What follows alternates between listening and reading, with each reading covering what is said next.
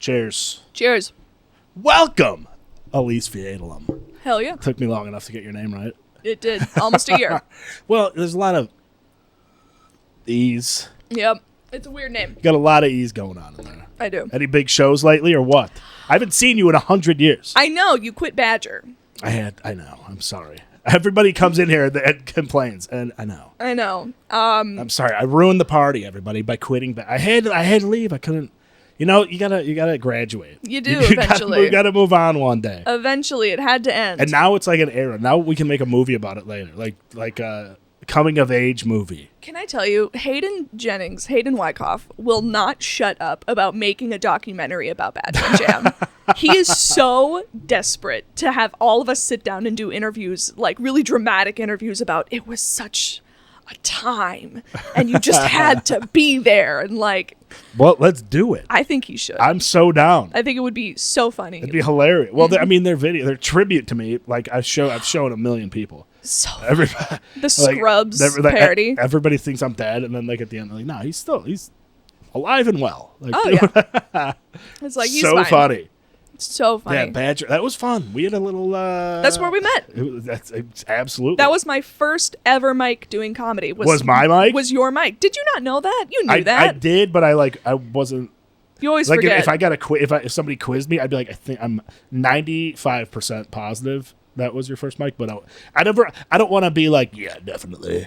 And I've told other people this, but I've never told you because I never wanted to stroke your ego about it. But you are like the reason I stayed doing comedy. Yeah, buddy. Because after I bombed I did it like a minute and a half and it wasn't that good. But I was walking down the stairs to the parking lot and you said, hey, and I turned around and you went, I'll see you next week. And if you had never said that to me, I probably would have never went back. Hell yeah. Go me. Exactly. What was your first joke? What did you say? Remember, I was doing it for like maybe 2 weeks, but I had this, I thought it was a tight 5, and then I did it, and it wasn't. It was a tight minute 30. It was the story about how I met Vicki Lawrence at a show. She was doing a show, and she was giving something away to the audience. And someone had said, oh, you should give it to me because I'm the youngest in the crowd. And then I screamed from the top of the room. I'm like, no, I'm 15. Give it to me. And she was like, okay, brat, come down here. And she like gave me this like $200 box of DVDs. I do kind of remember that. Who's Vicki Lawrence? Vicki Lawrence was the co-star, the other female on Carol Burnett show. I don't know. You don't remember that Carol Burnett? I mean, no. That was way before our time. That was like our parents' time. Yeah, that's like Golden Girls. But you're another theater kid, so you should know a little bit. I know Carol Burnett. Yeah. So not Carol Burnett is what you're saying. Yeah, she was the other. Yeah, she was the other lady. Yeah. Yeah. Like not Ryan Seacrest, but the other guy that hosted American Idol. For 2 seconds? Yeah, him. Exactly. Whatever his fucking name was. Who cares? Yeah, poor guy. What a rough decision he made. He really made a bad choice there. Yeah. He could have been somebody. Every day he probably wakes up and sees Ryan Seacrest everywhere. And goes... Because every day, Ryan Seacrest is literally everywhere. Everywhere. In this city, at least. Oh, my God. This guy is nonstop. But anyway, so that was about... Okay. You got this 200... Oh, like a box set of the... Yeah, like Time or Life had like made a box set of all of Carol's favorite episodes of the show. And this lady in the front row was like, I know I should get it because I know I'm the youngest one here. I'm 23 years old. And my like high school ass was like, fuck you, lady, I'm younger. And the best part was I was like walking down to get the box set. And about halfway down, some lady behind me stands up and is like, no, stop. Everybody stop right now. And she points to her son sitting next to her, who like doesn't want to be there. And she's like, he's 8. And she like looks at Vicki Lawrence like, give it to him, he's 8 years old. And Vicki fully looks at this woman like, well, he should have yelled for it then. Wow. Nice. Yeah. I was like, hell yeah, it was a lady. young contest. Yeah. So I guess you won. I Even won. though you were not the youngest. I was not the youngest in the room, but I was the loudest and I had the biggest attitude, so I got it. I mean, well, Vicki Lawrence probably loved that because people that age don't know her show. Oh, yeah. She was like this The 8-year-old guy did not know the show either. He was not excited to be there. He didn't want to be there. He got dragged there. The babysitter canceled. It's like, what's he going to do with these DVDs? Give them right to it. His mom wanted them. So. Oh, yeah. She was so mad. She was like, he's going to get me what I want. And then he didn't. Well, I'm glad you stuck it out. I'm so pumped. I mean, I would have no idea. That's great. Me too. Good. Hell yeah.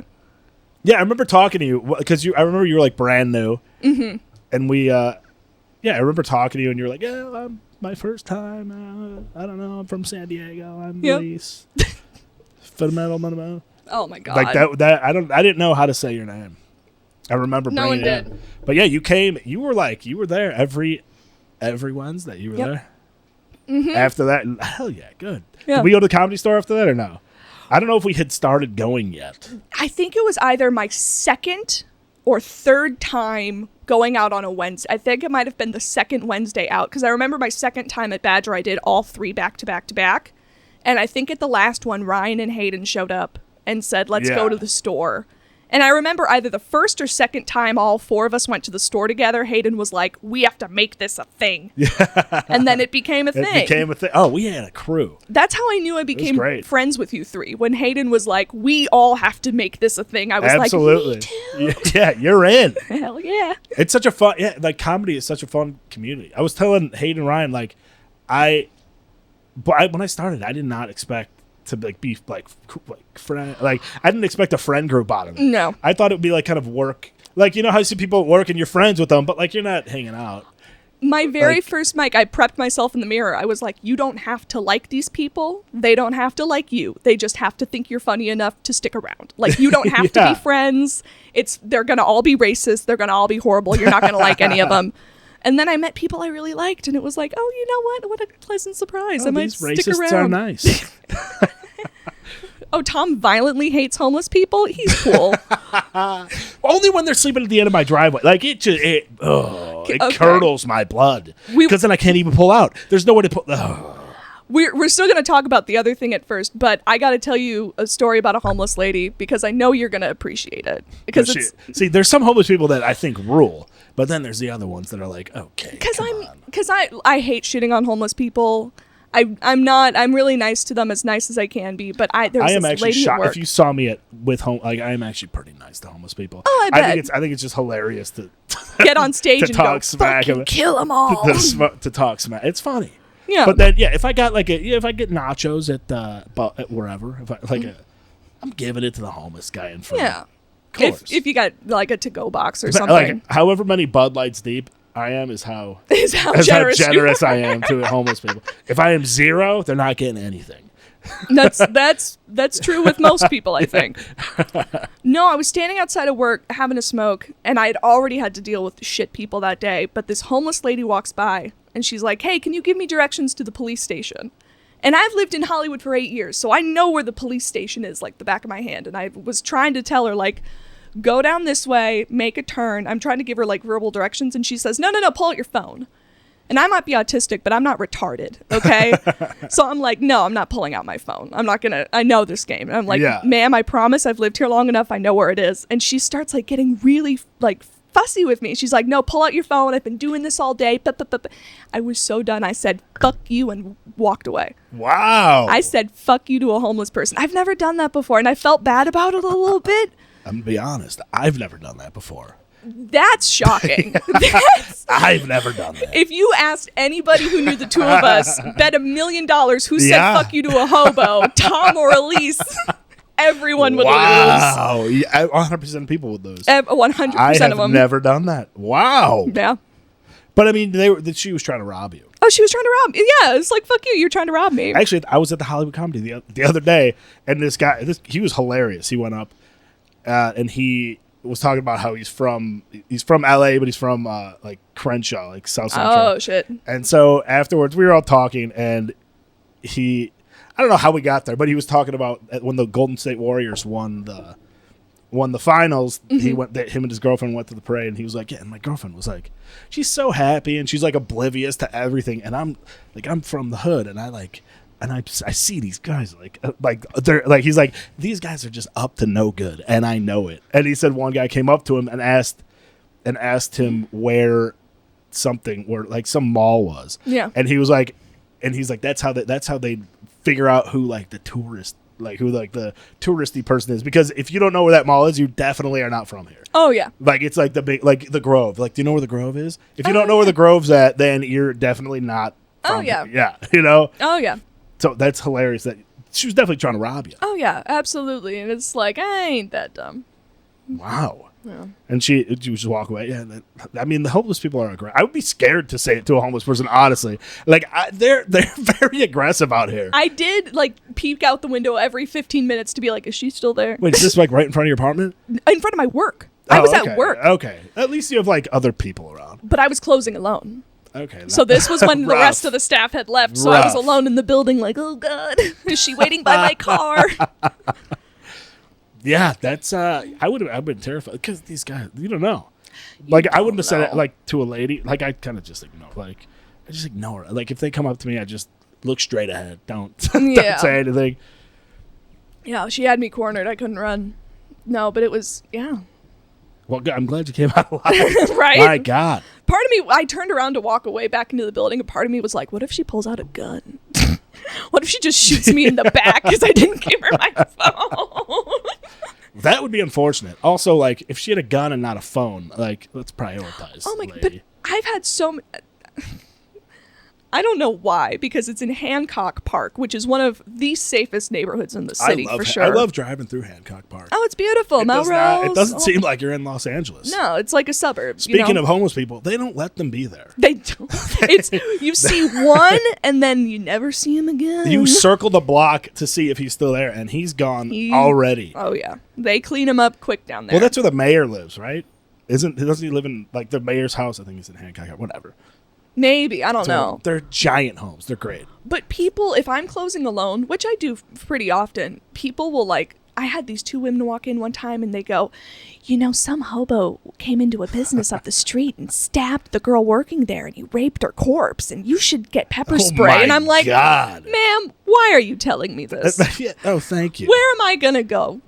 I'm here till 7:15. It would be so much nicer to not have known that. Thank you. Yeah. It's like, are you trying to comfort me? Like, well, 7:15 is good because it's not too late. It's not too late, but it is still dark out. Yeah. So it's like, the second everyone else leaves, I pull my car right to the front of the building and I make sure there's cameras everywhere. Oh, yeah. Even though they don't seem to care about those. They don't seem but See, you're calling out me for the homeless. Like, I'm saying no one cares about cameras, though. It's LA. Yeah, there's cameras everywhere, True. You got to bring it to the stage. Yeah. Your homeless story. I did not expect you to say that. I thought you were going to say like, and then I brought them into my home and I. Right, I made him a meal. That's what I thought you were going to say. No. So what? You got any You had any shows recently come up or what? Yeah. Well, I mean, my most recent show was at the Comedy Store. I did Roast Battle. Oh, nice. Roasted Stanley Swerdlow, who's another open micer in the area. Love Stanley. He's another B&J host. He is now. He's the I feel like everybody's kind of running through. Like everybody does a little stint at the B&J now. Yeah, everyone does at least like a month of hosting before they're like, Yeah. Not me. I stuck around way too long. But you stuck around the longest. You and I were the longest runners for a while. I did it for almost a year. And it was like a year and a half. You did it a year and a half, just about. Yeah. But anyway, so you and Stanley roasting. We roasted each other. I was not expecting to win. I went in with the full expectation to lose. I said, I'm going to do my best. I'm going to make it a good show. I'm going to try to write good jokes about him. Yeah. And that's going to be it. I ended up winning. Nice. Which was a huge shock. And what was even more shocking. That's way better. It's better to go in expecting to lose and then be shocked, because then if you lose, you're like, well, I knew it. So, oh yeah, you that's kind of me in general. But they were not nice to us about that battle. Who were the judges? Who were the judges?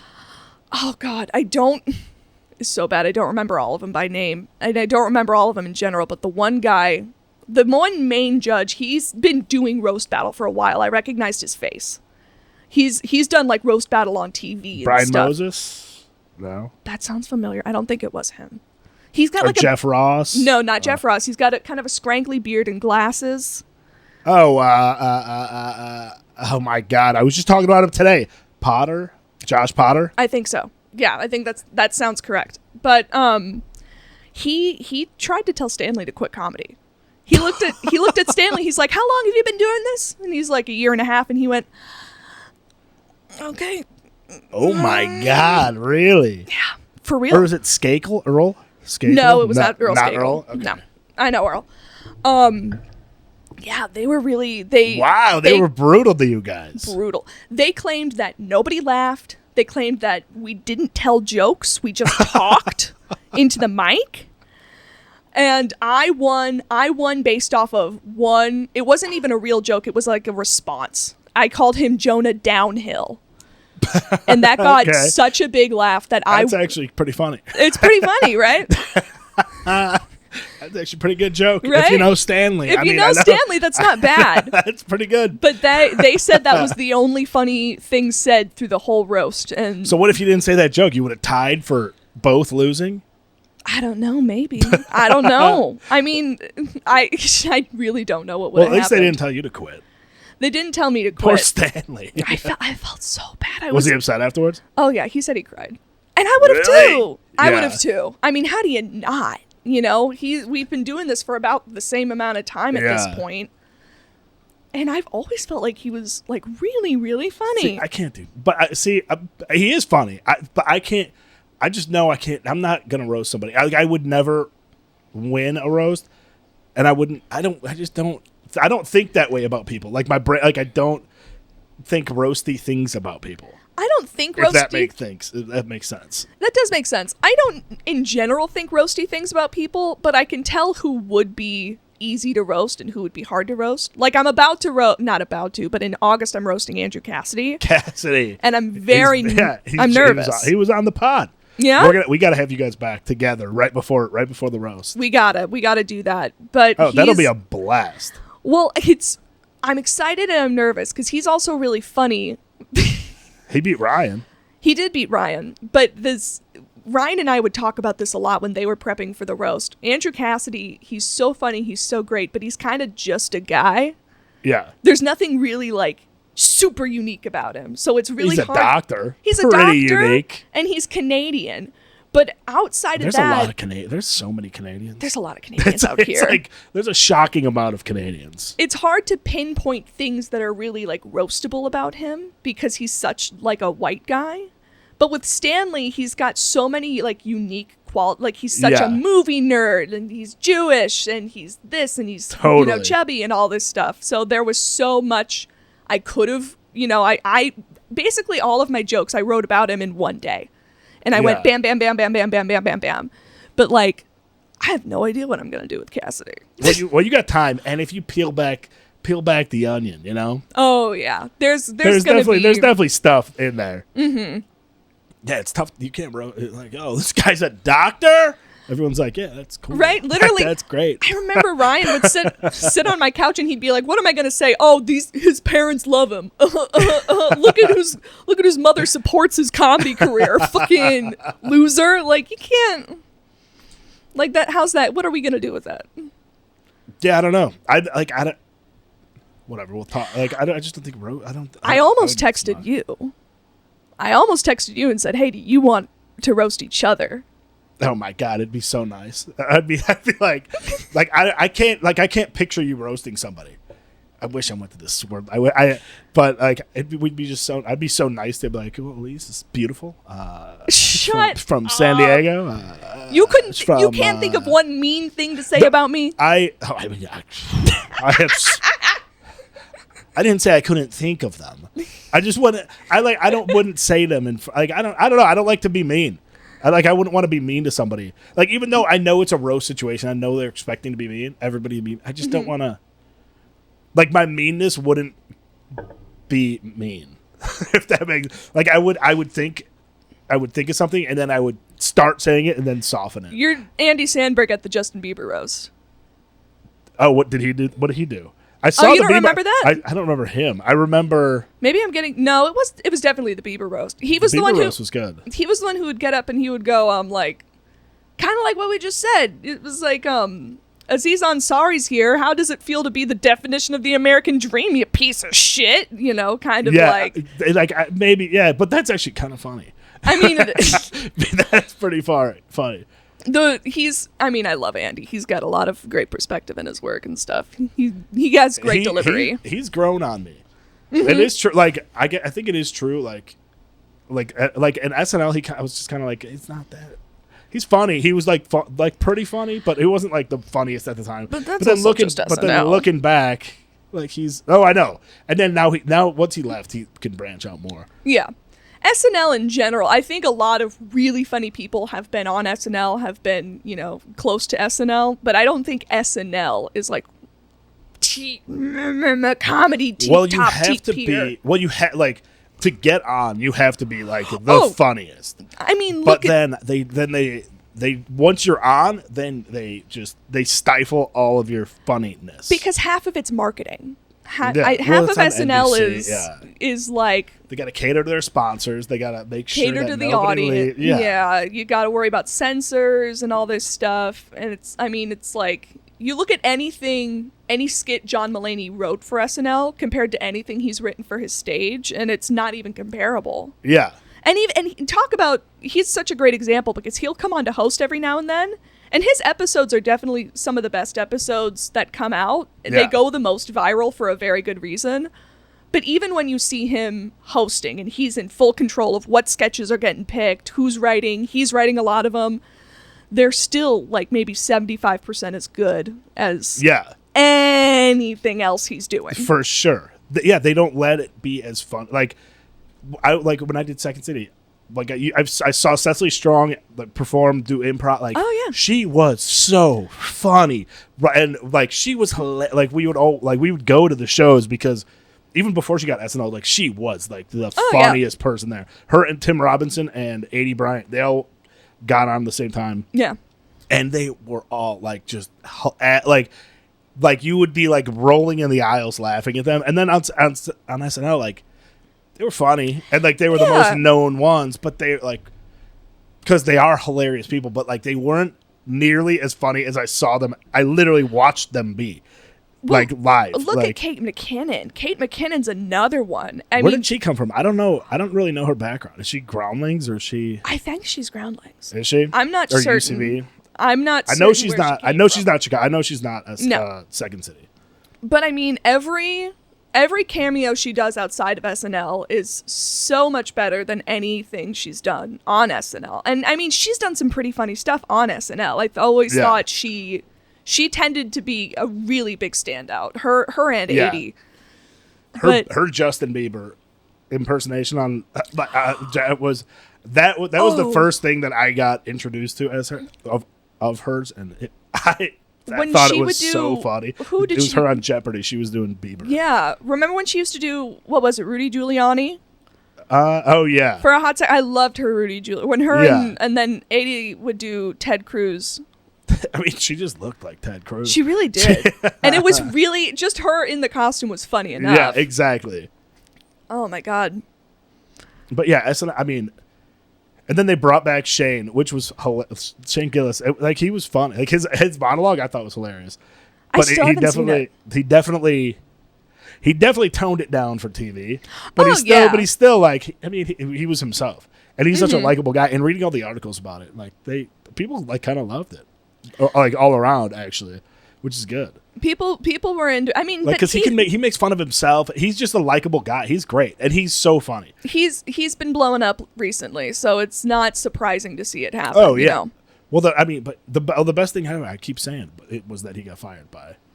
Oh yeah. The best thing that happened to him was getting fired. Yeah, because I really think if he had worked there for a while and then gotten into stand-up, we would never know. I mean, we know his name from SNL, but like he wouldn't be.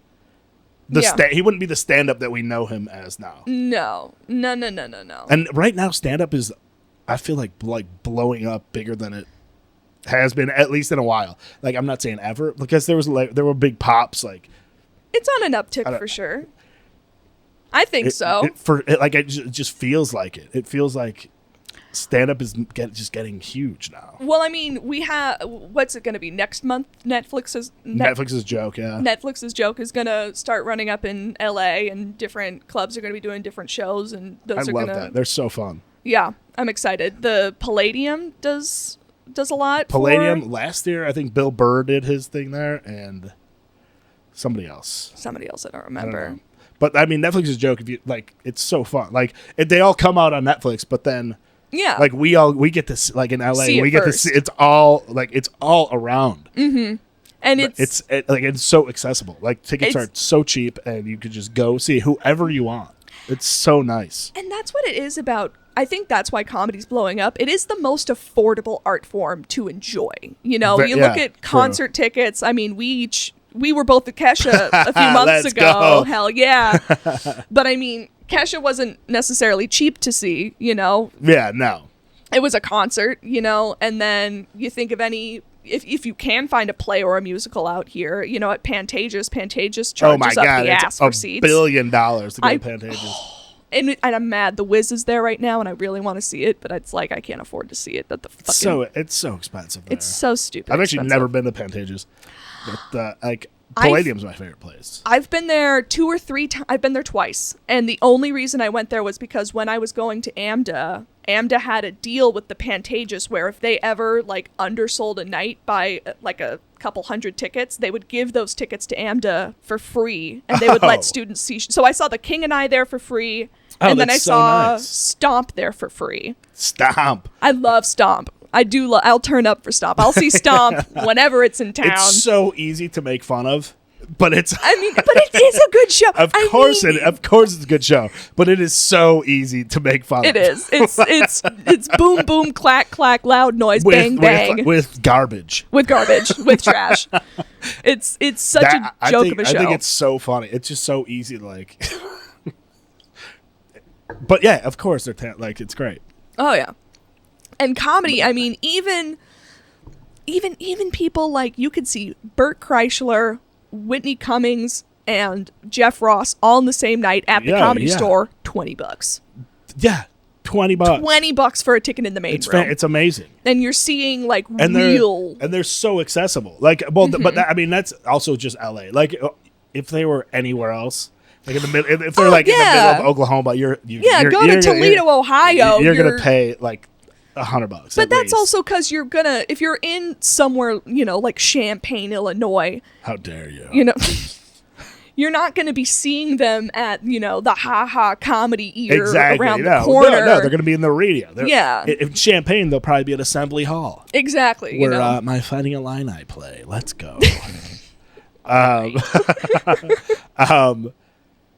But yeah, I mean that like being here, it's like it's just so accessible. And also at the Comedy Store, they're like you go see them, but then they're like out hanging out with you, like right after they get off stage, they just like come get a beer with you and talk. Yeah, it's so fun. It's so cool. It is really cool. Before I started doing stand up, I went this is right pre-COVID, so right before COVID, I had been thinking of doing stand up. Enough Uber drivers had told me to do stand-up that I was like, maybe I should do this. No, but so I was just like kind of scoping it out, and I went to the Comedy Store, and it was like right before COVID, so people like heard about it, so they were kind of not going places. So it was pretty empty, and I went to this random show in the Belly Room, and it was, you know, like a Belly Room show, with like newer comedians, like so. Whatever, this guy gets off, and then the host gets up and he's like, guys, we have a special guest, everyone welcome Jeff Ross. And by the way, everybody is me and another guy. There was, other than the comedians up top, there was nobody in the crowd. I was in the third row. Oh shit. And then there's one guy behind me. So Jeff Ross goes up and he starts doing stand-up for me. That's what it felt like. Hell yeah. And then it was hilarious, and then he's like, oh, and I also like I came up here because I want to bring up my buddy who's diving into comedy. I want everybody to welcome John Mayer. So John Mayer gets up on stage with him and just starts doing stand-up to me and that guy. Oh damn! and I'm watching. I'm like, this is unbelievable. Yeah. Like I'm thinking, like if this was on the marquee outside, there would be 20,000 people here. Oh yeah. But there, like he just walked like that. But that's like Chappelle did his one of his specials, like pre-controversy. Yeah. In the Belly Room. Mm-hmm. Yeah. Which is insane. If you don't know the Belly Room of the Comedy Store, it's upstairs and it's a tiny room. It's a goofy little room. How many people probably does it fit? Like 150 if you're packed in like absolute sardines. Yeah. Like I would say comfortably 80 to 100 maybe in chairs. Fair. Yeah. And still that would be packed. And it still would be packed. But I mean, you and go there. They didn't know that Chappelle was they knew it was a special guest, so like that's Yeah. why it was packed. And then they nobody knew that it was him. Because Yeah. of course, if it was him, they'd be selling tickets on the. He didn't Yeah. they'd be like second selling like on StubHub or whatever for Yeah. $1 billion. For real. Well, I But- mean, even when like Shane's in the city and like popping around, he was just at a Fourth Wall. He just did a set at Fourth Wall not too long ago. The cafe, yeah. Really? I heard about that. I mean, I wasn't there for it, but he popped into Fourth Wall to do a set. I love that's what I love about comedy. Yeah. It's just so exciting. Like comedians are like cool. Like they'll do. He was at the Fourth Wall Cafe. Ryan Jennings had Damon Wayans follow him up at Ha-Ha's not too long ago. He was at Ha-Ha's doing their open awesome. mic, and they Yeah. were like, after Ryan got off, they're like, hey, we got a special guest. It's Damon Wayans Jr. And he went up and did a 5. Ryan did tell me about that, and I was like, how happy are you that you were right before and not right after? Right? The other, there's a plus side and then there's a downside. The plus side Yeah. is you can have like someone really cool, follow you or whatnot. But then the downside is you could also bomb in a room where someone like that is sitting in and not even know it. Because I was doing the lab at the Improv Okay, yeah. months ago. This was a while ago. It was my first and only time doing the lab at the Improv. Really? Yeah, because I bombed so bad. I bombed so bad. And You're not allowed back. Ryan's not allowed back. and I'm so mad. I'm dropping her name. I'm losing her name. Lady at the Improv. Book her at the Improv. Oh yeah, I don't know. Her name. That's okay. If you said it, I would know, but I would never think. That's okay. The second I start my set, someone sits down next to her and she's talking to them through my whole set. So she's ignoring my whole set, which is fine because I'm bombing. Like, thank God. Ignore me. But I get off stage. I have to walk past her to get to my seat. And I look, she's talking to Craig Robinson. Oh wow! And so Craig Robinson was there for my whole bomb. And he walked past me and he gave me a fist bump before he left. And I was like, thank you. But like, let's Maybe be he real. thought you rocked. Maybe, maybe. That's crazy. Yeah, you never know who's going to be there. You never know who's gonna be in the room. That's crazy. That's great though. Yeah. It's better. Like, for me, I would much rather know afterwards than before. Oh yeah, because I would have bombed Like, if way I- harder if I had walked up and I had seen him. If walk I saw in. him there, I'd be like, oh god. Oh yeah, no, wouldn't have made it out alive. Yeah, because even though there's it's hard, like even though there's a huge crowd, there's like in my head that one guy, like that's who I'm trying to make laugh, not everybody. Oh yeah, Which is so weird because if you make everybody laugh, he's gonna laugh. Yeah. But like it's weird. It's a weird. And it's like if you make the whole room laugh, you're gonna get his approval. Exactly. But it's in your brain that he It's must so laugh in order to weird. get it. So weird. You're like trying to cater to them, and also you don't even know what you're catering to. You don't know what Nobody they're knows. looking for. It's so You don't know. subjective. It is, and I've said that before. Comedy is the single most subjective art form there is. Yeah. What people find funny, what people find offensive, what people find acceptable, what people find unacceptable is so subjective, is so gray, and it changes regionally. It changes seasonally. It changes. It changes at the drop of a hat. It changes with the wind blowing. It's crazy. It like today something can be perfectly acceptable to say on stage, and tomorrow we're gonna ban you for it, or we're gonna blackball you for it. Yeah. And it's a tightrope. It's a tricky puzzle to kind of nail. But that's why I feel it's so satisfying. Oh, absolutely. When you do nail it, or when you do get it, or when someone does compliment your work, because it's like, thank you. Well, and that's why I think comedy's blowing up like big, like huge right now, because it was kind of like there's like COVID was kind of like a backup. Like it was like like you shake up a Coke with the cap closed, and like it was like And like trying to like and it's pressure building. And I think like now is like everybody's kind of sick of like all like you can't say this, you can't say that, you can't like. So that's why I think it's kind of like Okay, now it's like everybody's like it feels more free to say, like people are more because people are leaving the house again. Yeah, During 100%. COVID, when you're at home and all you can do is like focus on the little block in your hand, your phone, it's like, yeah, you're gonna nitpick everything you see. You're gonna notice things that you never noticed and get offended by things that never bothered you. But yeah, because you're in your head the whole time. You're in your head. That's why in your house. I think that's why like TikTok. I mean, I think TikTok would have probably taken off anyway. But that's why it got so big so fast. I remember when it came out like 2 years ago. Well, I guess like now, about 3 years ago. But yeah, it came out like it couple came months out, before COVID. It came out hot. Yeah. It was big immediately. Yeah. And yeah, I mean, COVID definitely helped it. But oh yeah. But yeah, it was just waiting to boil over. I think like something was. And I think TikTok is a huge reason why comedy is blowing up again, because even like out of all the art forms, comedy gets the most success on TikTok. Because can like TikToks can be anywhere from like 10 seconds to 2 minutes these days. So as long as you have a joke that can fit within 2 minutes and it's good and you put subtitles on it and you edit it just right, that does way better than 2 minutes of someone singing, 2 minutes of someone acting, 2 minutes of someone animating something. Because they're easy to share, they're easy to watch, but it's also kind of killing comedy. Because I'm watching certain comics like do like the Instagram reel thing and like put all these goofy captions on. I hate subtitles on stand-up videos. I get it. It makes it more accessible. Everybody gets to be included. You know, a shout out to the deaf community. If you need subtitles, use them. There's not going to be any on this. So. They're not going to watch I'll this. bleep out your shout out, so they'll never know.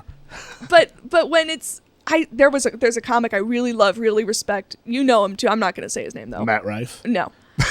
Someone we know, somebody we actually hang out with.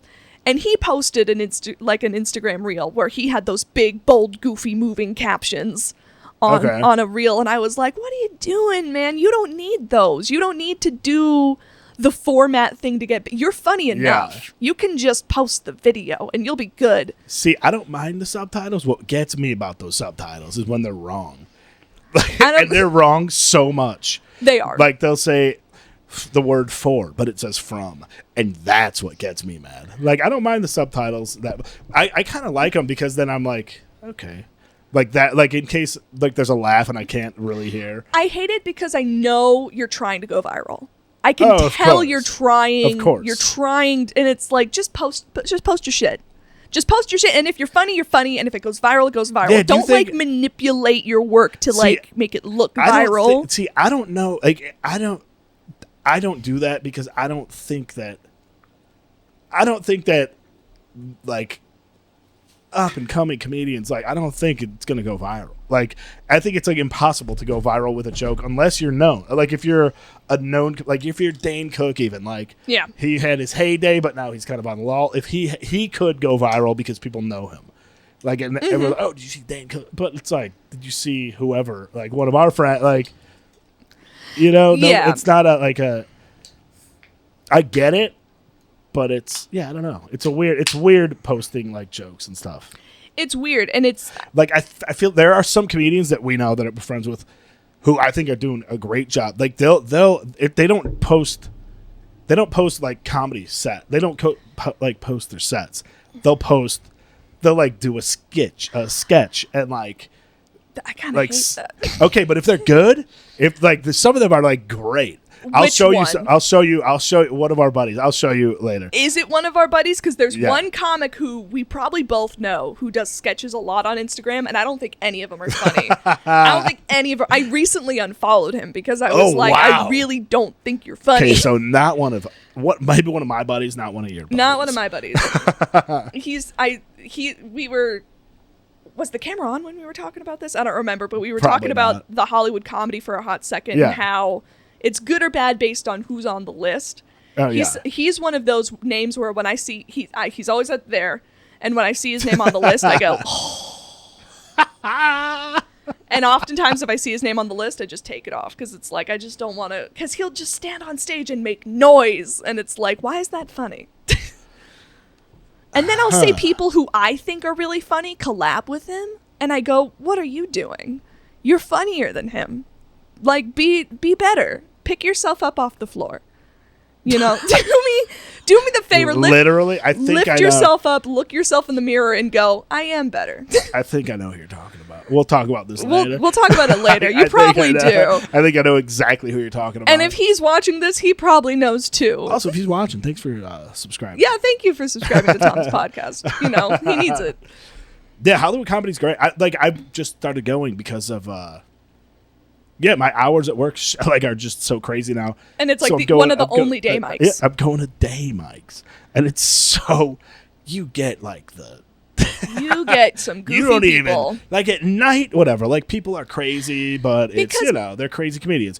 At day mics, it's like Because it's the people who are either unemployed or do weird work. It's either like nighttime postmaters or people who just don't have jobs. yeah, you don't know what you're getting. And- And also these names, like I don't recognize any name. Every mic that I go to.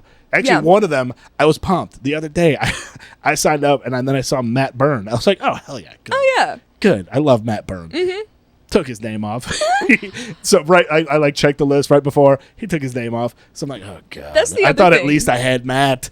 That's the big thing about the Hollywood comedy I've noticed is you'll put your name down and there'll be someone on the list. Like the other day I put my name down and Justin Close was on there and I was like, oh, thank God. If Justin's there, I can survive every bad name. And then Sure, as yeah. I walked up to the building, I checked and he had pulled and I was like, you motherfucker. I have to deal with him alone. Yeah. It's fun, though. Like, those are some of the most fun mics because it's chaos. It's just, you don't even know what to expect. You get on stage and, like, I don't know, they could, who knows? Like, laughing is like, maybe. Like, Yeah. maybe you'll get one. And out of all of the open mics in the city, I don't know why it's the Hollywood comedy, but it attracts the most newbies. I have never, ever been to the Hollywood comedy where nobody got on stage and went, hey, this is my first time Sure. ever doing this. I think it's because of the name. I think it is too. It's an easy, if you're looking The up Hollywood and you're like, comedy, whoa, comedy in Hollywood. it's going to be like the first thing that pops up. Totally. I think that's for sure why. Yeah. But yeah, I mean, you get, but that's why it's great. Like you see so much. I love going to Mike. I just love seeing. That's why I loved hosting so much. I love seeing just everybody's different angles on everything. Like because everybody else has an angle that I would not even think of. So like it's so interesting to me, and that's why I think it's so like. I loved it. That's why I loved hosting. That's why I love going to Hollywood comedy at 11 o'clock in the morning because it's like what? Oh yeah. It's like who are these people? You almost Like, what leave is with going more on? material Honest than you went God. in with. There's dogs running around the aisle. Like it's Oh, yeah. crazy. Oh yeah, all kinds of people, and then it's just a weird little spot. It's fun. Mm-hmm. And each mic has their own. Like each mic is. I was talking to B Smite about this. Like each mic has their own different thing. Like Badger and Jam is like private school, and like Hollywood comedy is like public school. Hollywood comedy and Fourth Wall NoHo, they're like public school. Yeah. And like Oh my God, I was at Fourth Like- Wall NoHo literally last night, and I can't confirm it because it wasn't confirmed. But the way people were talking, it seemed like someone had said the N-word the mic before mine. Because everyone was kind of on edge and looking at this one guy one way, and he was like, look, I didn't mean it. okay, and by seemed like somebody said it. Seemed like a white guy said it. Because if a black guy said it, it wouldn't have been on. I don't know if he was white, but he sure wasn't black. I can tell you that much for sure. Yeah, you can't. I mean, just don't. Like you say. I guess if you're saying it, he's saying it for like shock. He's gonna get the shock laugh. We were just talking about this at Badger because Cassidy. I just came from Badger and Jam. It was 4 of us. Well, 3 of us at first. It was me, Andrew Cassidy, Ryan Jennings, and Cassidy made a joke about this is the mic to say it. It's just us. If you're gonna say it, do it now. And he started this conversation about like, why do we not hear more Mexican and Hispanic comics say it on stage? And I was trying to be like, well, I think because they know better. And he was like, but I don't think you would care. Like, wouldn't they not care? And it's like, I don't know. You know, it's as a member of the Latinx community. Oh, my goodness. As a Puerto Rican, really? Salvadoran. Yeah, we know better. And we got our own derogatory terms for ourselves. Yeah. That I don't really say because I don't want to have to explain why I'm allowed to say it. It's the same I don't reason. want to pull out my 23 and me, whatever. Exactly. It's the same reason why I like never say retard, because then I have to be like, I'm autistic. It's fine. It's my word. Blah, blah, blah. And then I have to like argue with people because they don't believe me. And it's like, yeah, it's just easier. Yeah. Especially because I was trying to make the point that like, I bet $1 million if you go to an open mic in Crenshaw, I bet everyone on stage is saying it, regardless of what color they are. But you're at a mic in West Hollywood, so I don't care what color you are. If you're not black, you're probably not going to say it. Yeah. Oh, well, yeah, I mean, definitely. That's a guarantee. Yeah. That. I've never seen it happen before. I've never been to a mic where someone who wasn't black got on stage and said the N-word. And I've never seen what's happened after, because I've never been there. Well, because the guy's dead. Yeah, exactly. Everybody that's done it is no longer alive. I've actually never seen that either. I've seen people say things so egregious that it's gotten the room to go silent. And I've seen people say things so alarming that the host has had to be like, hey, maybe you shouldn't say that. But I remember, I wasn't there for the mic. It was the mic right before. But I remember vividly, you were hosting. I know. I knew exactly what you were going to say. Yeah. Yeah. You had a guy at a mic once get on terrifying. stage and make a joke about mass shooting that was so alarming that somebody actually left the mic in the middle of the joke. Yeah, it was terrifying. And I heard you pull him aside after and be like, hey, that like freaked people out. Yeah. He was a nice enough guy. He was a nice guy. And his whole set was very weird, and then at the end he did that joke, which wasn't funny at all. Like none of his joke, like his joke, it wasn't funny. Yeah, about the school shooting, but then he had his hands behind his back, and it was very odd. Everybody in the room was just like, what are we about to do right now? Like everybody was like kind of freaked out, and I in my head I was like, I also was thinking, I was like, if something there's no way to get out of this place. And it's like, if the door is there, that is, and obviously he did it. But yeah, so like one of the people in the audience, but I think his whole set was about shootings. Actually, that's why, and the more jokes became more unfunny, the more everybody was like, oh my god, okay, what is about to happen right now? That was actually very creepy, and I got freaked out a little bit then. Yeah, because I was like literally the door's right next to the stage, so if we're all done, it's it, there's no we can't get out. And there's something about a comedian that I get making the room uncomfortable for the sake of I don't even know how to describe it, but if you think it's funny to get an entire room uncomfortable, comedy is not for you. Yeah, I mean, I haven't seen him back in a while. Yeah, there's a way, because I don't remember the guy's face. I don't remember him at all. But I had. Oh, I do. I had somebody who would come to my mics, and I felt bad because he was a buddy of Violet's, and Violet called me once before he showed up and was like, "Hey, just let him on stage and tell his stuff." But he would stand in front of the stage, not even touch the mic, and just yell about whatever. About oh, I know exactly who you're talking about. Yeah, and I remember the first time he's kind of funny. That guy is. I could see him being I could definitely see you being freaked out for sure. I wasn't freaked. I will never forget the first time he came to the mic. I wasn't bothered by him, but two comics. He doesn't use a mic, right? Doesn't use a mic. I know exactly what you're talking about. Two comics who we know pretty well came up to me after the mic and said, "Are you going to talk to Violet about him because he should be banned?" Because they were so uncomfortable and they were so wow, really? Two men. They were two men who we both know very well, and they came up to me and they were like, "You need to talk to Violet." And ever since then, Violet was like, "No, he's my friend. He's okay. He was really popular in 2016." She keeps bringing up 2016. Yeah. Because that's when she started, and it's like, I hear you. And that's when the Chicago Cubs won the World Series. Jesus Christ. Great year. It was a really great year. It was a good year. I will give you, 2016 was a pretty rocking year. Cheers. Cheers. But no, okay, I can see why that guy would freak people out for sure. But I have seen him. He is actually pretty hilarious. Oh, I bet in the right room with the right people. 100%. But I could see you being like, "What is this guy doing right now?" Yeah, he. And I wasn't even alone. I just didn't find him funny. It wasn't that I was sitting there like, oh, I just didn't think it was funny. But it wasn't until one of the comics, because he was kind of going after one comic, and it was one of the ones who came up after. And it was kind of like a race thing. He was kind of being like really racist, but it wasn't funny. So it didn't seem, you know what I mean? Sure, it seemed just racist, like, because there was no punchline to what he was saying. But it was like,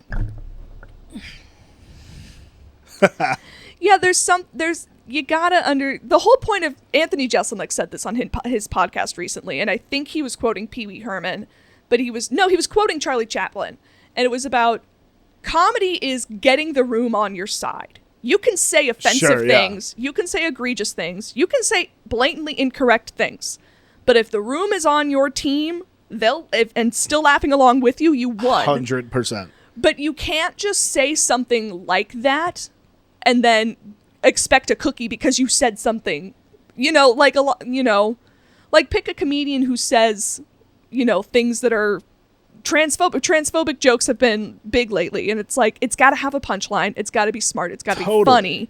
Because if you just get up there, someone a few nights ago did a joke about trans people where it was just like, trans women are ugly, and it's like, okay, but like, what's the point?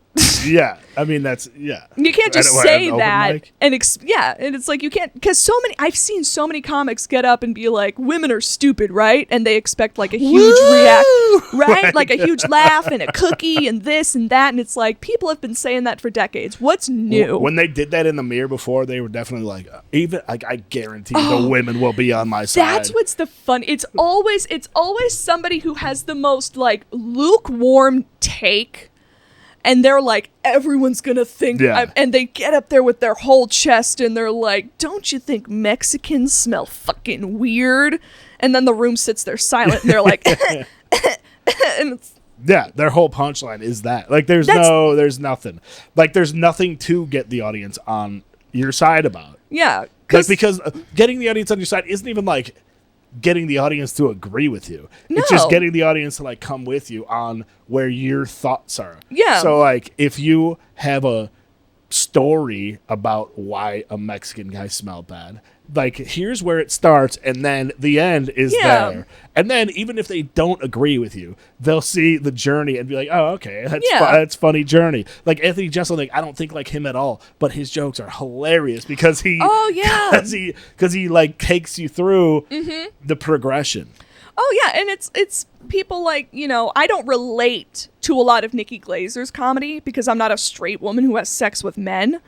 You know what I mean? Yeah. But the way she addresses it, the way she talks about it, the way she brings you along with the imagery and what she says, it's like, I can get this. You know what I mean? Yeah, she is so funny. She's so fucking funny. Or even people like, I can't relate to a lot of what Bert Kreischer talks about because I'm not a 45-year-old, fat guy with kids. And I mean, I'm close. I relate to him a lot. You're pretty. You probably relate to him a lot more than I do. But again, one of the funniest guys. Oh, he's so funny. Doing it right now. Van Wilder was based off of him.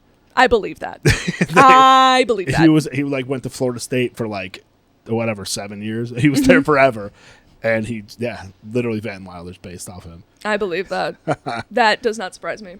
But you see, but then that's also why you gravitate towards different comedians, like, because you see, like, you're like, I see exactly where he's coming from, like Bert Kreischer. Like, I'm not taking my shirt off on stage ever. Like, I'm not doing that. Oh yeah, no. But he's a guy that we would hang out. Oh yeah, like. But I mean, look at Baby J that John Mulaney dropped a few months. Yeah. Did you see Baby J? Yeah, of course. Chicago boy, Mulaney. Baby J was all about drug use, drug abuse, being a druggie. Yeah. I mean, but that's sure, all. But it's all. Can. It's all about him. Like, it's all about him. It's like his journey through it, and like how he's like, this is hilarious. Like, Yeah, but it's not, most people can't relate to being addicted to coke and whatnot. But he took you on the journey through his addiction. And he had kids in the audience, and they were there, and they were loving it, and it's a whole thing, He's great. He's great. And then you got like Sebastian, and he brings up stuff that Sebastian's like my favorite one now. But he brings up stuff that's like everybody knows exactly what he's talking about. He's talking about getting a Subway sandwich. Like it's every comedian is so different. From comedian, nobody's the same. And so there's no comedians a lot love to compare themselves to each other, but there's you can't. Because there's even if you're similar people, you're totally different as comedians. Oh yeah, you're not. You're just are because you're different people. Oh yeah, I mean, I was a huge comedy influence of mine is blue collar comedy. Bill Engvall, Jeff Foxworthy, Larry the Cable Guy, Ron White. They all talk about very similar things. They come from very similar places. They have similar styles ish. Mm-hmm. But you look at those four men on stage and you look at their sets, they're nothing similar. They're from the South, and they are guys that would hang out with each other, but that's it. And then they all have their own perspective on which is what and I think that's what's fun about I love that blue collar tour. And that was what's fun about Badger and stuff. And that's why Ryan and Hayden always talk about doing a show, Bombing Podcast Presents, and then bringing us all in. Because we're all friends, we're all buddies, we all, have similar things about us, but we're all so different. 100%. Even Hayden and Ryan, they're brothers, but you put them back to back. Their comedy's not that similar. Oh, their comedy's so different. They have very different approaches on stage. They have different presence on stage, different vibes, different crowds. It's really, that's what's great. Yeah. Well, that's what I love. That's what I love about comedy. I love meeting people, and I love just seeing where everybody goes without they are so different, and they're brothers. I actually would never have guessed that they were brothers, even though they both have blonde hair and are pretty similar looking. I would have never guessed that they're brothers. Can I tell you, because Hayden's goes by his middle name instead of his last name on stage, it took me about 6 months to realize that they were actually related by blood. I thought they were stepbrothers. I thought it was like a Drake and Josh thing. Oh, really? One guy's mom married one guy's dad, and now we're brothers. I thought that was the dynamic until Hayden was like, "No, my last name's Jennings. That's just my middle name." I was like, "Oh, what the fuck?" That's why I call them the Wyckoffs. Because I think it's way funnier than calling them by their real last name. Right. By the way, hey, cheers to Uncle Tad. Oh, yeah, Uncle Tad. They're going to appreciate this. Yeah. Cheers, Tad. Love Uncle Tad. But, no, it's just, it's great. Even that guy that the guy that had 2 complaints after your mic. Oh, I haven't seen anyone else like him. Well, I know, but even he's got his own I have seen him completely bomb before. Probably exactly what you saw. I've seen him completely bomb, but then I've also seen him everybody is dying. Oh, so it's just it's just weird. It's just a weird. You world. remember Scott Stewart? He's still going. He's still going. He's still rocking and rolling. I think he's probably the best example of you either love him. Oh yes, you're on board, or you're you not. hate him. Yeah. His vibe, his energy. If he's watching, shout out to Scott Stewart. I think he's hysterical. I also think he's hilarious. If Scott Stewart has one fan, I'm there. If Scott Stewart has no fans, someone killed me. You know what I mean? I think that guy is fucking funny. He looks just like Mr. Noodle from Sesame Street. He's got such a unique vibe. And it's all he's like but I know so many people who he's see such him. a character, and then you talk to him afterwards, he's like, "Oh hey, good to see you." Just a guy. But yeah, he's so big on stage. So big. Are you Grandmama? winners? Grandmama. Are we winners? Shout out if we're winners. Yes, you are, because you're happy and you're good looking. And you're here. It's so, God, I love it. And you all know that my wife, because you know my wife, you do okay. I love when he does that. That is true. He is very, you either I'm on the absolute love train of him. He divides. I got to get him on the pod. I really. love Scott Stewart. I love Scott Stewart. He is great, and he's just the nicest guy.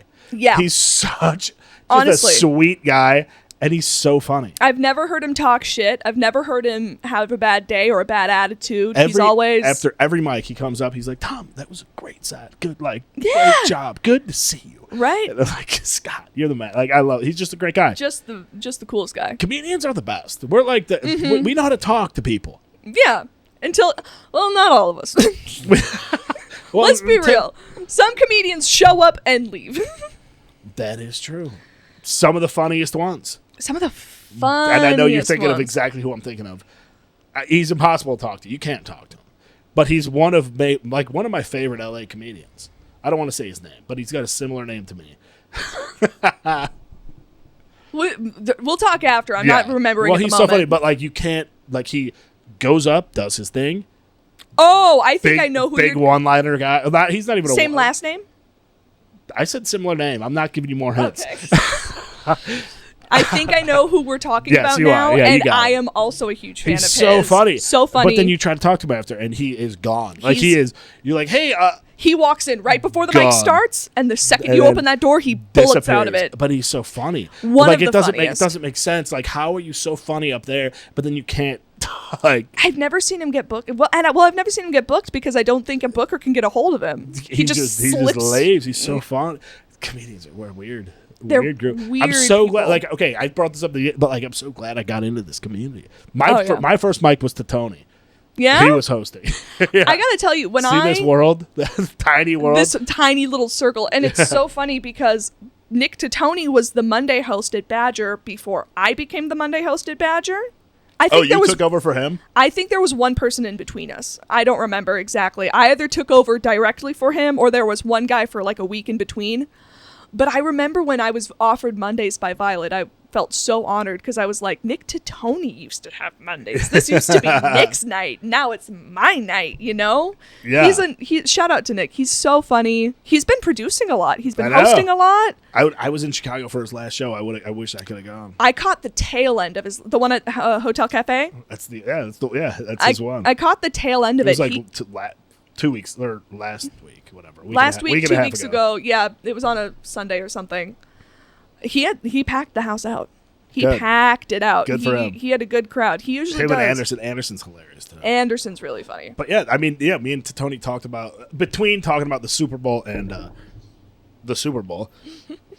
And the Super Bowl and other football. He brought up about. I mean, it's tough to produce a show. You got to find a spot. I always thought it would be. If Badger and Jam was bigger, it would. It'd be so perfect. We would have packed that place so hard. Oh yeah. But it's just time. You can't. There's room for the comedians. But that's what I like about Badger. I like that there's no room for an audience. Well, everybody has to pay attention. You can't be on your phone because if you're on your phone, everybody knows that you're on your phone. And I don't know about you, but when I go to an open mic, I get really thrown off at an open mic when there are people there just to watch. I'm just here to watch. No, I don't because that's what I did. That's what I did before I started comedy. I did it. I had to do it. It throws me because for me, it's like if I either want an audience or I want no audience. I don't want an in between. I either want just comedians or I don't want this weird. Oh, it's mostly comedians, but there's two audience members. Those are the people that are actually going to listen and not do comedy and be like, oh, just. But then it feels like the stakes go because then it feels like the stakes go up. Good. When I'm at an open mic, is that better? No. Oh, I love it. If I'm at an open mic, I want low stakes for me to just practice my stuff so I know it's funny and I can put it in front of a crowd. If there's already a crowd there, I don't want to have to practice in front of. Sure. I mean, okay, I get what you're saying. It's I get where you're coming from, but yeah. It's like I feel like it's nice. It's like a little. Then you watch those, see if because comedians are tough to make laugh because we've all seen each other a million times, and it's but you get new, it's new, fresh. I get that, but it feels like having your mom watch football practice instead of your football game. You know what I mean? It's great when your mom comes to your football game, but you don't want your mom at practice. You don't want your mom to be the one, because then your mom's the one person in the stands bleachers empty, coach is out there trying to run you, and your mom's up there with a foam finger like, oh my God, you're doing great. Okay, that's actually hilarious. That's exactly what it feels like. It feels like, you know that's what I mean? actually a hilarious comparison. But yeah, that would be horrible if my mom came to football practice. And she's the only one. She's That the would- only yeah, mom that would be there. terrible. No one, and everyone's coming up to you like, Okay. is that your mom? All right, I see where you're at. Well, I also like, I love the people that come in because also like it's more more butts in the seats. And also I did it before I did stand up. I was like, because in my head I'm like everybody's so good probably. And then I went to I just wanted to watch and see what it was like. And then I was like, I could probably do this. And if you're going to learn about comedy, because you're like, and if you're talking before the mic, you're like, I'm thinking about trying comedy, I just want to see. That's one thing. That doesn't freak me out. Yeah. It's the people who are like, oh, we Sure, were like in your town friends, and we wanted to go see comedy and we Yeah. heard this was free. So, like, I was at home. I was in San Diego for a funeral a couple months ago, and a very old family friend was like, oh, we got to come see you in LA. And I'm like, well, when I get booked for a show, I'll let you know. Yeah, totally. And she's like, oh, we'll come to one of your open mics. I'm like, I will shoot you in the forehead Yeah, see, before I let you walk into one of my open that's mics. Terrible. Oh my God. Yeah, you can't have friends come to an open mic.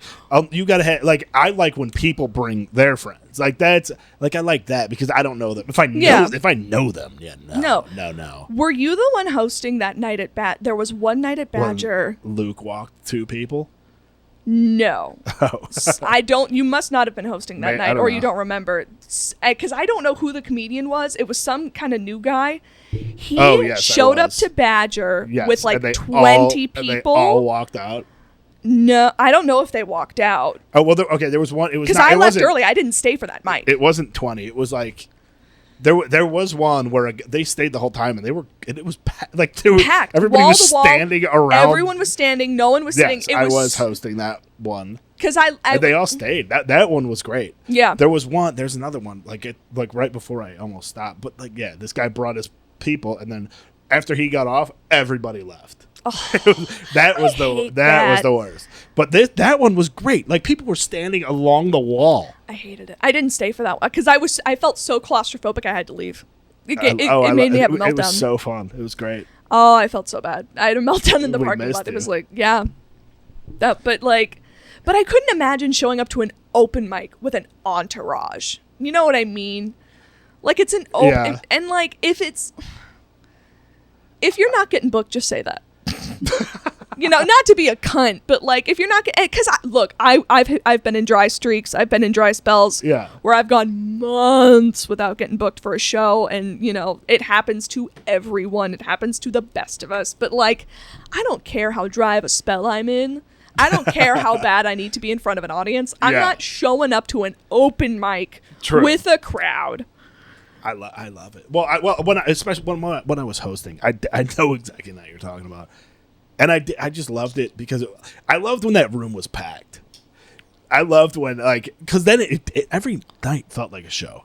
It did, especially because it felt like every night, like even when it wasn't like that. That one was crazy though. Yeah, that one was like there's room in that room for maybe maximum 15 people. Yeah, that's why there's 15 chairs. There were like I don't know, 25, 30 people packed around the walls. Oh, yeah. It was fun. And they were good laughers, too. Mm-hmm. They were actually very good laughers. And that's what was really great about when you hosted. Everyone who showed up was there to laugh. They were there because you helped, you know. I think you were always...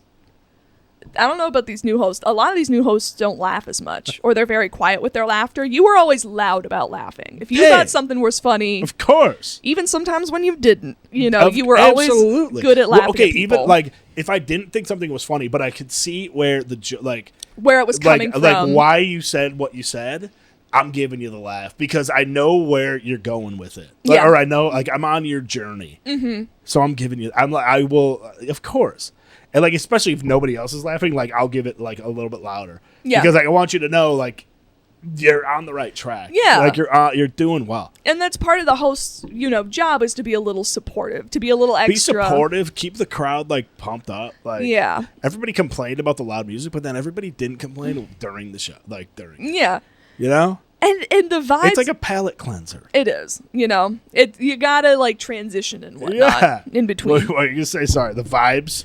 No, and it also created a very different vibe because all of these other hosts, though they're very good and I do appreciate them all in their own way, you know, the music's quieter, they don't laugh as much, you know, it's such a different. Well, it's like everybody's got just different comedy. Everybody's just like, even though you're similar, you're different. Yeah. Which is what makes the world go round. But that's why we found this group that we're like, this idiot group that we got that's the best thing ever. Oh, yeah. We're like, it's so fun. It is. It's really great. Do we have to pee? Do we take a break? Yeah, let's pee. I gotta pee so bad. I gotta pee. Okay, break. Break. And we're back. Woohoo! Okay, so I was gonna tell you a thing about my first open mic. So this is how I thought mics went.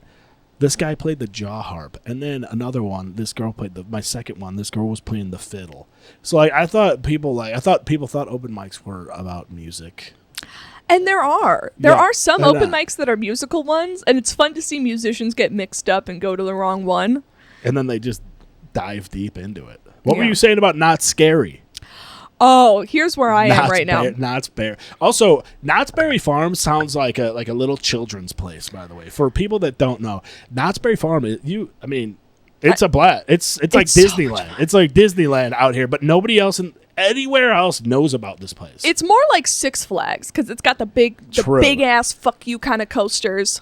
When I first moved here, I thought that. So I just kept calling Magic Mountain. I kept calling it Great America because the Six Flags in Chicago, in Gurnee, is called Great America.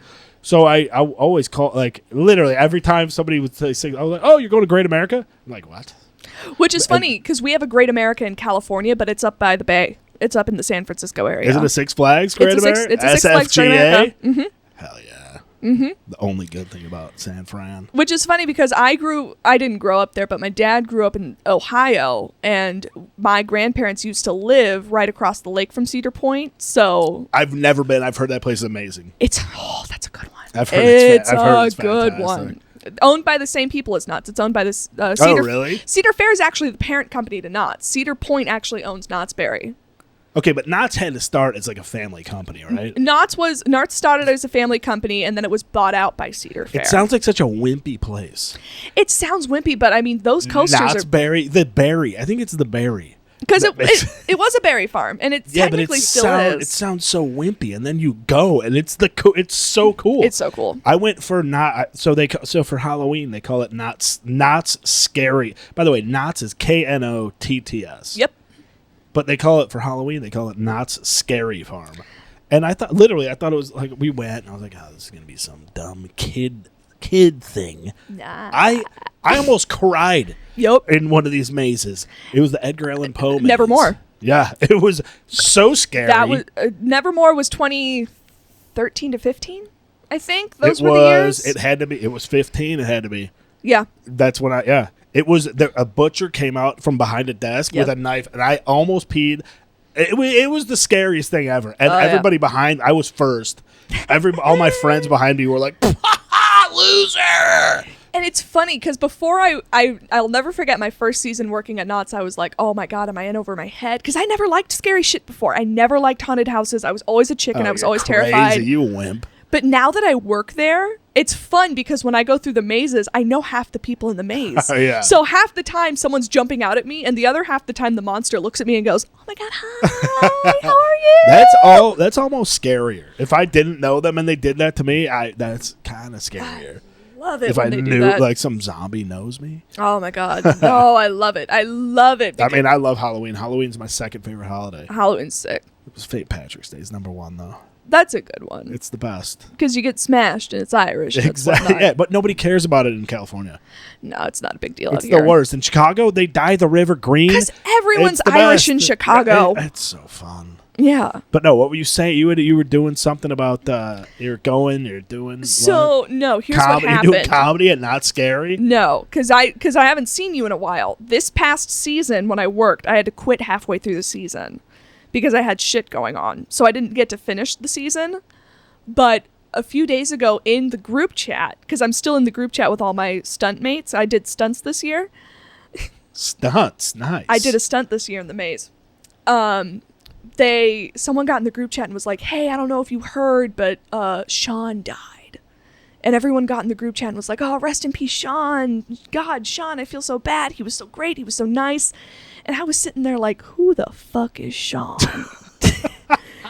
Who the fuck is Sean? And Poor Sean. And I felt so bad. And then I was waiting to respond. I didn't respond to the group chat. I do this bit on stage and I do it differently. I have like a whole bit for it on stage. But these past few days I've been like waiting for someone to post like a picture of Sean, and every picture he's either in a mask or it's a group picture. So I can't figure out. I still don't I have a hunch. I think I know, but I don't really know who this guy is. Oh my God, that's actually hilarious. So I'm tomorrow is March Madness. Every year during March, there's a day where all of the Knott Scary Farm monsters will go for like a 6-month meetup, and we'll all meet up at the parks and ride the rides and stuff. Oh, that's a blast. That's fun. This is the first year I have the day off, and the whole reason I'm going is to figure out who the fuck.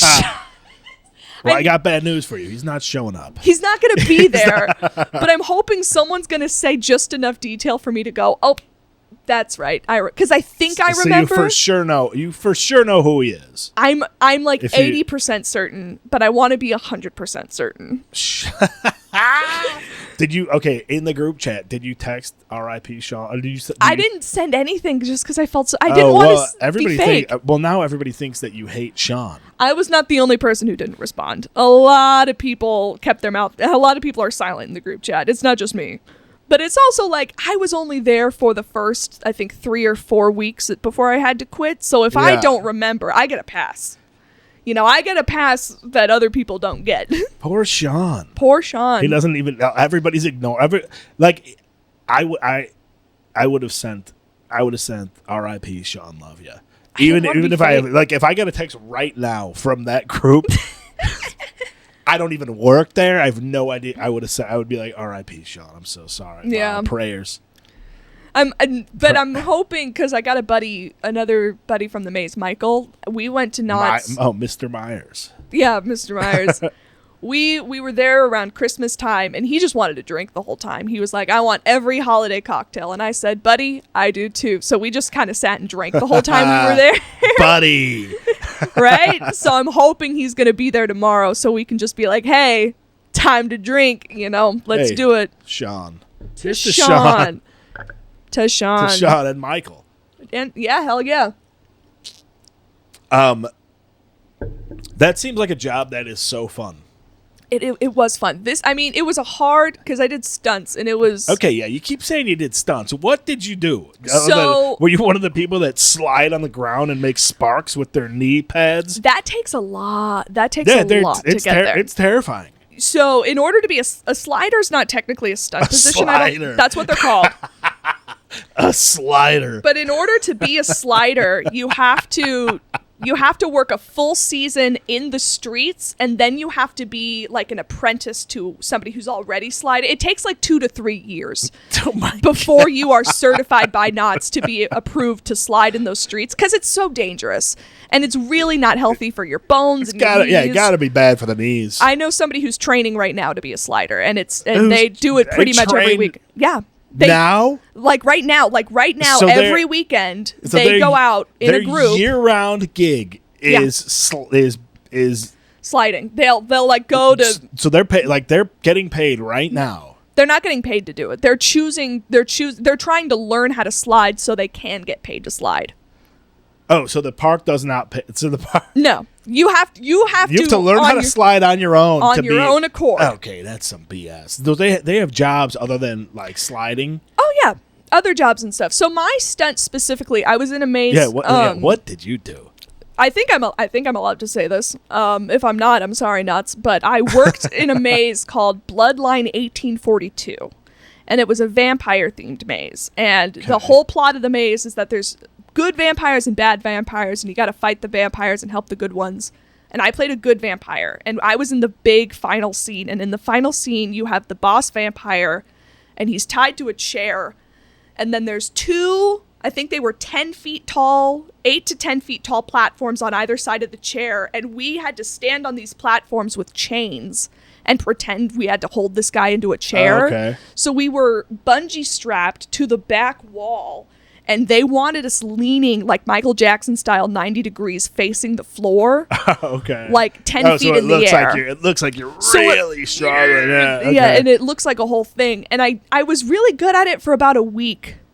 And then it started to get like, I started to get really like dizzy and stuff. It started to get hard. So they put me on the floor. And then it started to like, I just had a lot of health issues that season. So I had to leave. But it wasn't like a skillful stunt. It didn't take a lot of skill or a lot of body muscle or stuff. It wasn't tiring. But you have to keep doing it for so long. You have to keep doing it for so long, and you're up. It doesn't look that high when you're on the ground, but once you're up there, you're at the top of the set, and the set is about 20 feet tall. Oh, that's big. Yeah, it's a big room. It's a tall room. You got to really trust that bungee cord. And I didn't. So last year was the first year. I don't know if I'm supposed to talk about this. We were working with a new stunt company. It was the first year we were ever working with these stunt people. This is so cool. In 2 other mazes, including our maze, we had 3 bungees snap. Like completely snap, but not the leaners. It wasn't the wall leaners. It was because we have some positions where you're on a bungee and you're on a platform and you have to jump off the platform onto the ground and it pulls you back up. It's that kind. It's like a jump scare. Yeah. And we had a guy in our maze. He was on his platform. He jumped down to do the scare, and as he was jumping, a bungee snap and like reared him back and slammed him into a wall. And then one of the other that might have been Sean. No, that wasn't Sean. I know that because Sean was there was another position in the maze where they would hook you to like a wire rig and you had to slide across the walls back and forth. Oh, I remember like that. 8 feet in the air. I saw that. Yeah. He was one of those. That I do know, which is why I think I know which one he is, because there were only 4 of them. Oh my God. But Bloodline... They're putting you guys through like danger. Bloodline had the most stunts out of any maze. Who made the bungee cord? That's like, what are they getting these from? Like Walgreens? Well, I think it was a matter of weight. So we all had to get reweighed halfway through. There was one week where we all got pulled off the rig, and they said you got to go get reweighed right now because bungees were snapped. Because apparently it was how we got weighed. Too much free food for you guys, huh? We didn't get free food. It wasn't free. I'll tell you that. Well, it was too many funnel cakes. We never got we got I would say they did serve us like fries and chicken fingers and stuff. Well, that doesn't help for the weight. No, it doesn't. It didn't help for the weight. We did get like dollar slushies. You should literally be getting like just salads. We should have. I mean, they had them. If you don't want to snap bungees, you're getting carrots and celery. For real. But it was also like they had the bungees for heavier people. They just weren't using them. You know what I mean? Like they could have upped the bungees. They got the numbers wrong on a couple of guys. Okay, if I'm in charge of this joint, I'm giving only everybody a heavy bungee. Right? That's what I'm saying. Like, why risk it? Yeah. Like, let's give them the 500-pounder bungee because we don't have Tammy from 1,000-Pound Sisters. Now that I'm thinking about it, a wall leaner did have a bungee snap. My position, there was a girl who so had you're just leaning off of this thing and it snapped and she swung into the wall. But she also went hard. She would lean so far that her legs would hit the pedestal that we were standing on. She's in character. She's pumped. Yeah, she was like, she was Halloween. A girl in theater. She was in Fullerton for theater. So she was like, I'm intense. And I was like, girl, you can breathe. You can take, we're making minimum wage at a theme park. Take a breath, mama. Like you're not fucking on Broadway right now. Not yet. Not yet. She could be. Who knows? She's coming for Kristen Chenoweth. She's coming for blood. She came for blood. I mean, she really did. But, okay, so what do you mean they swing? So like they snap, but there's like a safety thing. There's our position. You always wear 2 bungees. There's always 2 bungees attached to you. So if one breaks, the other one still has you. Okay. So that's what So when she went down to lean, I think it was the front bungee that snapped. So the back bungee swung her back into the back wall. Okay. And that's what happened to the other guy. One bungee snapped, and the other one would swing him into a direction. I would quit. I'd be done with that job after that. That was a big reason why I quit. When bungee started snapping, especially when a girl in my position had her bungee snap, that I left stunts for a week. I left stunts, and then I did a week on the ground, and then I quit altogether. Yeah, but the ground sounds much better than bungeeing. But I don't want. I'm terrified of heights. This is where I hate heights. I hate heights too. This is where I struggled. My first 2 years working at Knott's, I was in dark spaces. I was in my first year was in a boo hole. My second year was in a puppet. Which meant, what are these names? So a boo hole. I know, boo holes are so fun. So if you've ever walked past, you're like walking through a maze, and then all of a sudden a wooden door just drops and there's someone behind it. Okay. Like a hidden door in a wall. That's a boo hole. A boo hole. So when I was in Pumpkin Eater, I was working the boo hole. Also, the job positions are, you got the sliders, you got the leaners, you got the, what was this you just said? Wall crawlers, boo hole, bunch of different. No, the one you just said, the one that you were. Boo hole. You were Pumpkin the Eater hole. Pumpkin Eater. That was the maze. Yeah, you're the Pumpkin Eater. The maze was called Pumpkin Eater. I played one of the wives in Pumpkin Eater. It was based on Peter Pumpkin Eater. Sure, yeah. And a wife. Wait, was that? Had a wife but couldn't keep her, put her in a pumpkin shell, and there he kept her very well. So initially, okay, this guy's a freak. He was a freak. Initially, I was in a cage that looked like a pumpkin. But people kept reaching their hands into the cage to touch me, and that freaked me out, so I left, and they put me in the boo hole so people couldn't touch me anymore. Yeah, because people want... I'm sure I was probably the one that was like, I just want to see if you're real or not. Right. Because they're so good at making the fake people look real. So, like, if you're... Like, I want to poke you to see if you react, and I'm sure you'd be like, okay, guy... Quit it. It freaked me out from the first ever video of me doing my first ever job is on YouTube, and I'm having a full meltdown. There's a video of me in a maze. You sound like perfect for this job. Every year, apparently, you are. When I was in Pumpkin Eater, I was playing a victim. So when I was having like a full autistic meltdown in a maze, and someone caught it on video. And half the people. Somebody like it's on YouTube. I'll show you the YouTube video after this. Wait, it's like so somebody else put this up of you. Of me, because people will film POVs of the maze. People will film the maze and put it on YouTube. You can see what you're like getting into. Yeah. And so it was employee preview night. It was our first night running the maze. It was my first night ever doing it. Somebody touched me. It freaked me out. And I didn't know I was allowed to leave the maze if something went wrong. So I'm standing there. It's the 30-minute mark. I have 30 minutes left to go. I don't think I'm allowed to leave. So I just start crying and breathing and like hitting myself. I'm like full like autism spectrum moment. And half the people walking by are like, is she okay? So, do we need to get someone? Everyone thought you were a decoration. But the other half were like, she's so good. Wow, she's in character. She's really committed. That's what I would have thought. That's what I would have thought for sure. I would have actually poked you to see if you were real. Like, no, there's no way somebody's this committed. Yeah. That's correct. So there's a video of you that somebody else put up. Wow, what a bad time to have a meltdown. Worst time. And then of course I left the maze, and the person running the maze was like, you could have just left. And I was like, oh shit, well thanks for telling me now. Yeah, you see that exit right? They just walk out. Yeah, just walk out. You're fine. You're not gonna get in trouble. It's like, okay, cool. That was a fun season. Pumpkin Eater was a great season. Oh yeah, it sounds great. And then I did a season in Dark Entities, which was like an alien themed maze, and they had me in a dark room where I had it hung from the ceiling, and it was an alien head on this rig, and I would have to push it out of these windows to like have it jump at people.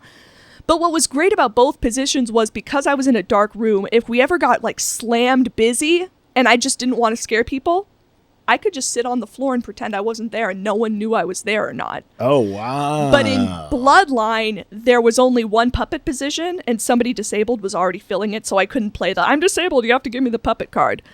So every position I was in... How disabled were they? More than me. So, okay, see, if they were less than you... Then I could have fought it, but I couldn't. But basically, when you're in a position where people can see you all the time, and it's packed...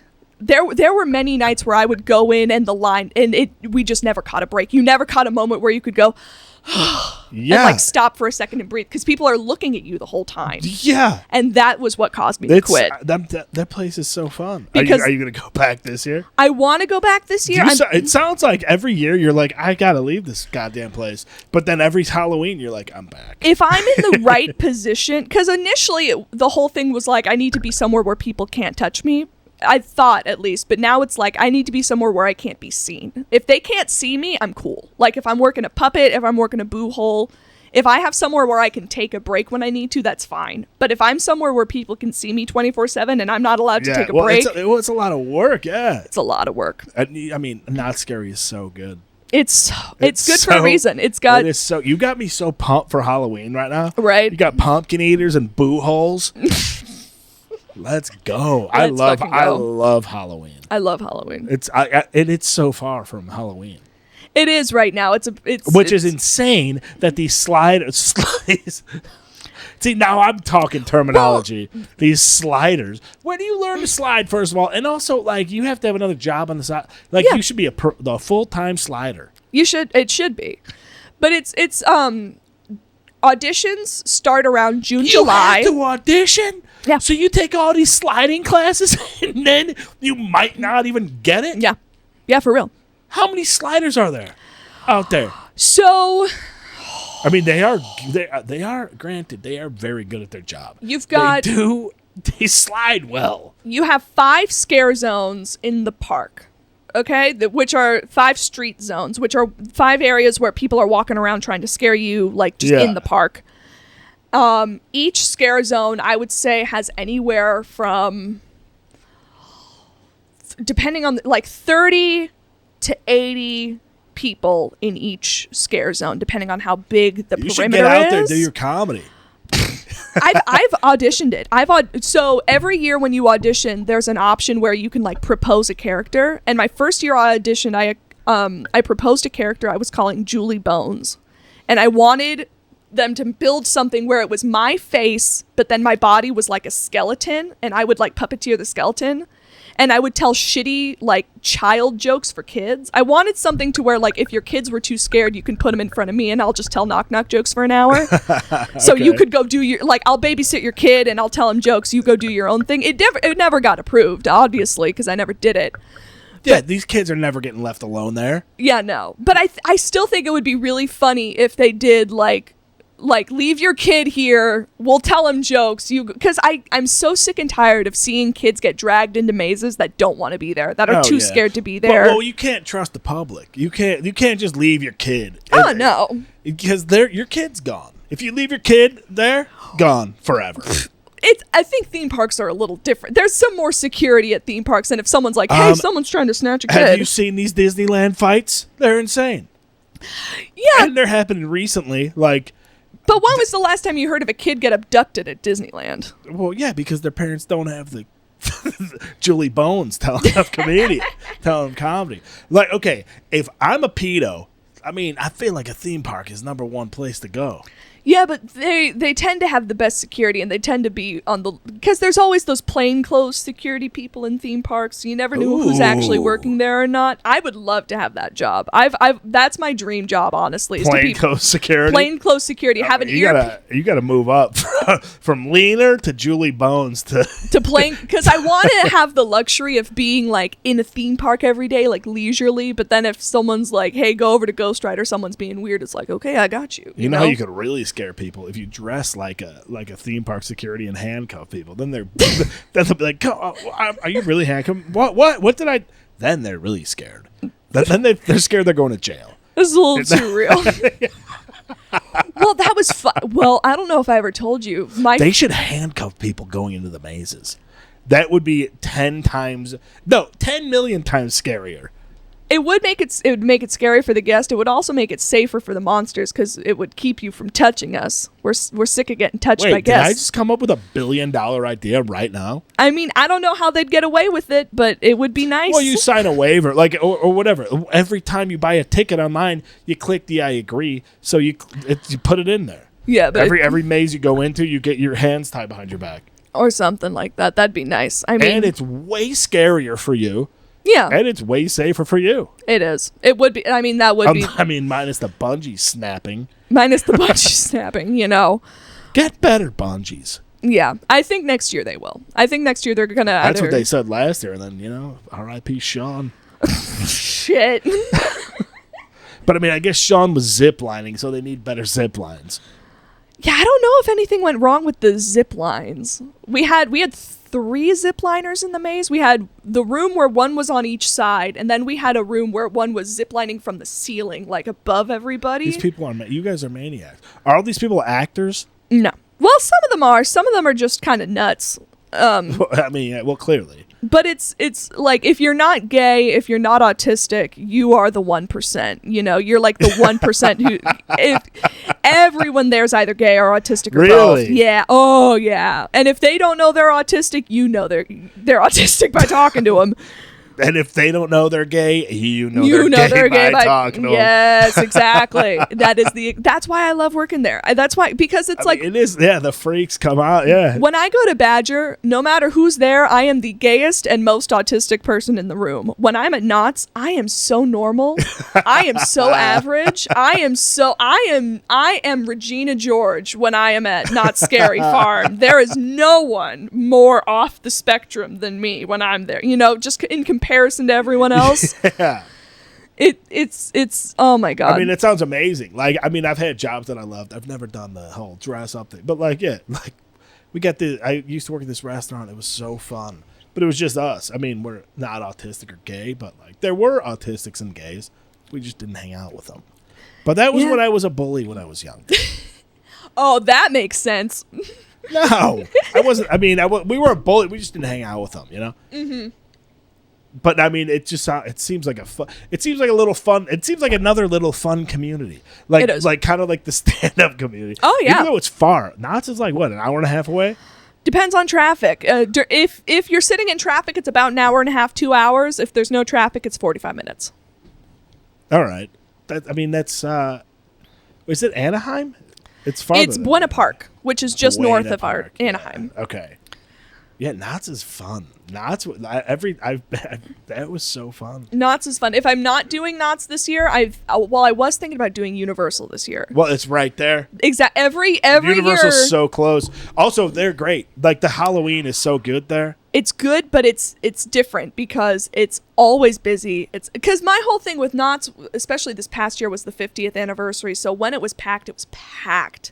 Yeah. And I wanted dark spaces so that when it got packed and I got overwhelmed, I could just breathe for 2 seconds. Talk about a place where you're not allowed to breathe for 2 seconds. Oh, yeah. When because Universal is so much stricter than Knott's about what you do, how you do it, the script. Really? Yeah. Most of the so at Knott's, when you are Knott's actors are given lines, and we're expected to dialogue those lines ourselves. So when I was doing Bloodline, it was like, kill the king, get the king. I'm the one saying that. When you're at Universal Studios, there's either a button on a floor or there's an automatic loop playing of audio that you have to lip sync to, because they are so strict about the dialogue and they are so strict about everyone getting the same exact experience. See, that makes sense to me, actually. And because it's on a loop, this constant loop, you don't get to walk away for 2 seconds. Because then there's going to be audio playing and no one's saying it. You know what I mean? Yeah. And that constant guaranteed repetition, at that Knott's, actually makes total sense to me, because at Knott's, Universal is every movie you've ever seen. Yeah. And Knott's it's a movie studio. Knott's Berry Farm sounds like a little kid's toyland. Yeah. How a movie studio, they could do whatever until both of those bungees break. Knott's is going to be fun. Oh yeah. When both bungees break on one fall and then Sean dies again. And that's why Knott's is everyone says Knott's is scarier than Universal. It's because they have more freedom to move. Way scarier. Universal's cool because you could see all the stuff. That's right. You could see all the stuff, and then you go in the back lot tour, and they do the Psycho house, and then you could get out of the trolley thing and walk around. That's fun because it's all movie sets. Knott's is scary because it's terrifying. Yeah. Because you guys are actually dying. Yeah, because we're you guys are actually fault. Like the bungee cord is breaking. You're having mental. I can't wait to see this video of you. Oh, I'll show it to you. It's not a great. You can't really tell. It's not a but great. if you, I thought you were gonna say it's not a great video of me, and I'm like, yeah, I'm sure it's not the best. like, you can't entirely tell in the video what's happening, but if you know me and if you've seen me have a meltdown, you'll like tell that that's what's going on. So can I link it underneath the?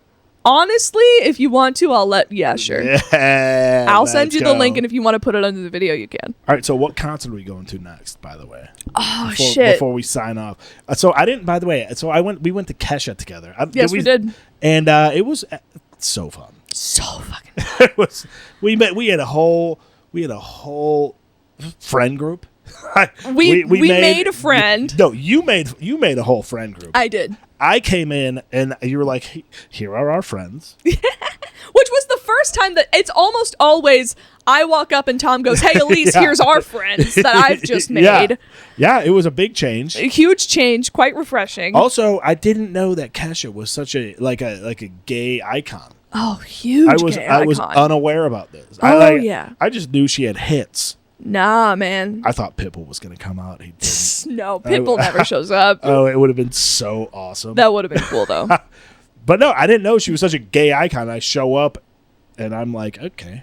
You were like the only straight guy I was like, there. everybody here works at Knott's Berry Farm. For real, though. But no, that was when's our next concert? Where are we going? Who's Before on we tour? sign up. I know. don't know. You're supposed to know. I don't. Kesha was my first concert in years. Oh my God. Well, we'll figure it out. We'll figure it out.